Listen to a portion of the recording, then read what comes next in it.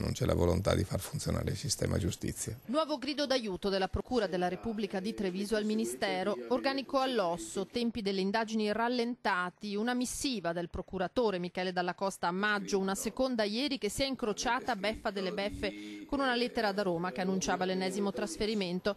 Se tra i magistrati un terzo dei posti attualmente scoperto, anche tra gli amministrativi è emergenza. 50 i posti previsti, 35 quelli coperti, un numero destinato a calare ancora. Senta, com'è la situazione, come la definirebbe?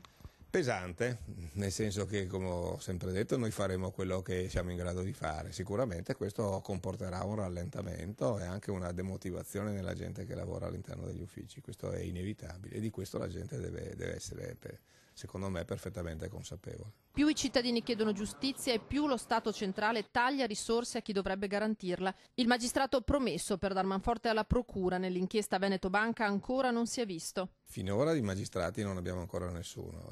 Il magistrato se ne occupa, è stato parzialmente esonerato dal carico di lavoro ordinario.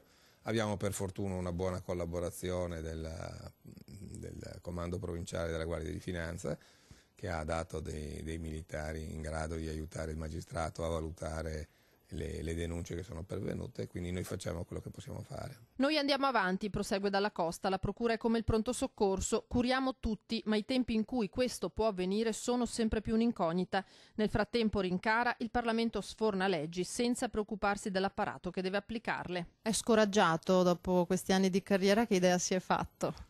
Beh, scoraggiato no, un po' avvilito sì, perché ho visto che tutto sommato le cose sono andate peggiorando nel tempo.